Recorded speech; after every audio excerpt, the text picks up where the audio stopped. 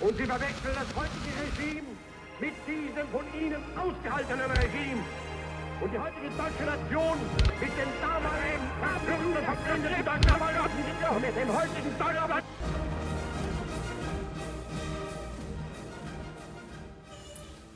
I want to begin with a word of caution. George Orwell's 1984 is a fantastic and quintessential work of dystopian literature, but it is not written for the faint of heart. If you think you cannot handle peering into the deepest, darkest corners of the human soul, then I say, turn around and go back to your fuzzy little corner of the world. But if you think you can handle it, and in fact it intrigues you, well then I say be prepared. Though 1984 is fiction, Orwell's tale is as real as it gets. 1984 was written between the years 1946 and 1948. The world that is portrayed throughout its pages is, from Orwell's perspective, a very possible and frightening future. It is a place where freedom is non-existent. People are not free to live or work where or how they please. People are not free to buy and sell as they please. People are not able to copulate nor conceive with whom nor how they please. People are not even allowed to think what they please. All is under control of Big Brother's ever-watchful eye. And coming out of the world of World War II, Nazism, and other various skirmishes that Orwell himself experienced in civil wars in Spain, this really was a plausible world for him. Now, the setting is London, 1984, decades before the time in which the novel begins. A single political party seized power of what we might today consider the West through a series of various power grabs. Now, the political party in power is controlled by a person who's really not even a person at all, more of an idea called Big Brother. Now, people say that he does exist, but he's existed since the beginning. He has always been in existence. So the fact that he may not exist at all is very plausible. Now, the nation that we experience in this book is called OCEANIA. OCEANIA is one of 3 nations that by this point in history comprises the entire world. In Oceania there are 3 levels to society: the poor and uneducated masses, known as the PROLES, the working class, known as the outer party, and the ruling few, known as the inner party. The inner party of Ingsoc, which is English socialism, the party that rules, maintains control over the outer party via various psychological techniques such as doublethink, thought crime, the 2 minutes of hate, the fear of unpersoning, and constant propaganda against one of the other 2 nations, Eurasia and Eastasia. Also, they use technological advances to create a constant state of surveillance with the telescreen, a sort of TV that is always watching you in every corner of your room. You can't get away from it. And the other forms of reconnaissance. They always have people watching you, the thought police. Furthermore, the inner party controls the proles, that poor masses, by keeping them poor and stupid. They're about 80% of the population, and they never think of rising up because they're too stupid to do so. That's the way the book says it.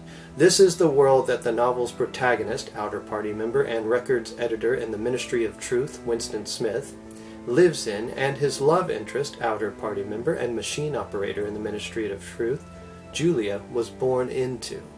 From page to page, Orwell takes the reader deeper into this world where criticism is systematically rendered impossible by those who wish to criticize, meaning those who work in the Ministry of Truth and they want to be able to criticize, are constantly burning all evidence that Big Brother and the inner party are lying. Therefore, they can't criticize. And for those who wish to be able to criticize, objective truth is traded for subjective truth by those who believe in neither. Those who believe in neither truth subjectively or objectively are destroying every chance to have any truth whatsoever. It is in this dystopian society that 2 maleficent individuals, Winston and Julia, the protagonists, fall in love, begin a secret affair, and begin to fantasize about somehow fighting against Ingsoc. After time, fantasy is not enough. The two love-struck fools attempt to join the secret resistance, known as the Brotherhood. This is the basic breakdown of the book, but there are other important pieces of 1984's setting that I want to address. 6 important phrases and terms. 1. The ministries, or departments, if you will, that make up the government. The ministry of peace, the ministry of love, the ministry of truth, the ministry of plenty. And I want to give you a little insight to this.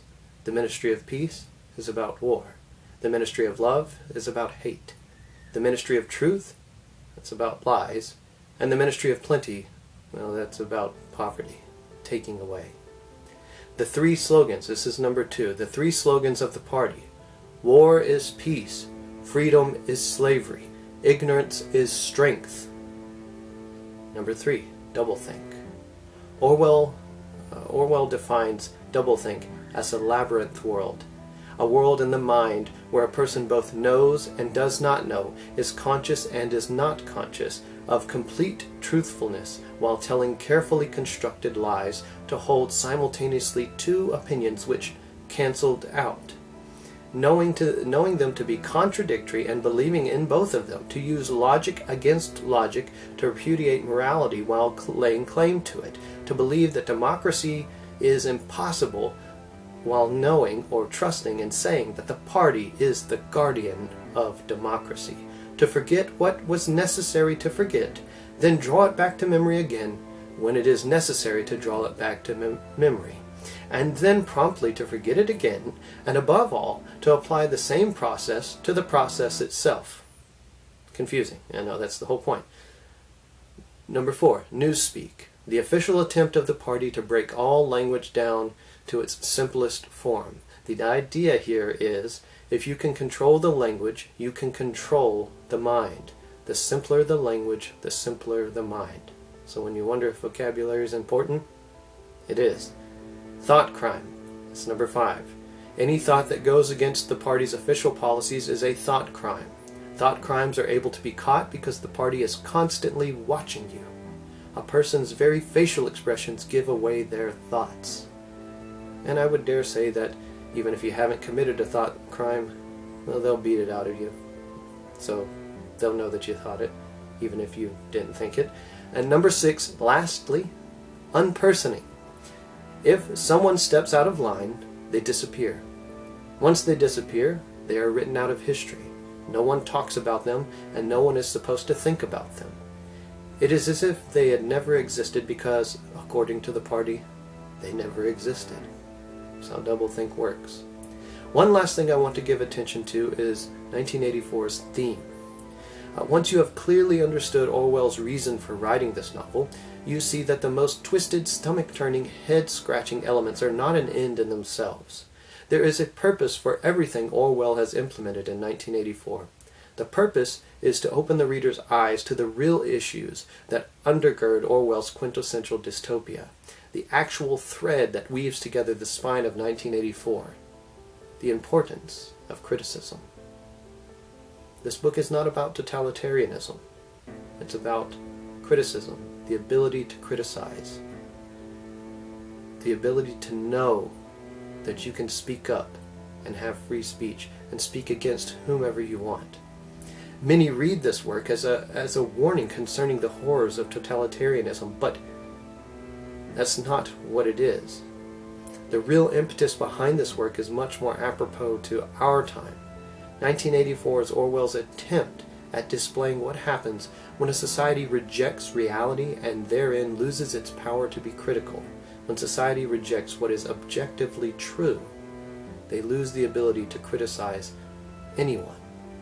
Without objective truth, one cannot criticize. Without the ability to criticize, common sense becomes heresy. That is how Hitlers, Stalins, Mao's, and the like take control. Totalitarianism may come from the oppression of objective truth, or it may not. What is certain is, without objective truth, we lose our humanity. We lose everything that makes us us. There is actually one scene in the book where a man named O'Brien says, because there is no objective truth, he could just float off the floor at any time that he wants to, which we know is physically impossible. But who are we to question it? There's no such thing as truth unless Big Brother says it is true. And if Big Brother decides that he can just float off the floor like a bubble, then he can do it. And it sounds ridiculous, but put it in the context of the book, read the book, and you'll understand that if you let go of objective truth, you let go of everything that we actually hold to. Physics are objective because they are related to objective reality, which is objective truth. It's very important, and that's the purpose of this book. Orwell saw a world where men could not criticize Hitler, nor could they criticize Stalin or Mao, because they trusted everything that individuals said. They believed the entire world was subjective to what that person said, meaning it was subject to whatever they said, and therefore whatever they said was true. And that is a dangerous world. And I'm afraid we are coming close to that world today. Maybe not in our leaders, but in us as individuals. We seek our own truth above just truth. And in that we lose the ability to be human, which is based on a truth that is higher than ourselves. So, like I said, what is certain is without objective truth we lose our humanity. Doublethink, newspeak, the thought police, thought crime, all exist to suppress a person's ability to know truth beyond what they are told. Big Brother wants every individual to conform to his truth and therefore cease to be an individual, cease to be human. Orwell's 1984 is warning us that without objective truth, we are merely dead men speaking, dead men hearing, dead men writing, dead men reading, dead words. Keep these things in mind and go read this classic work.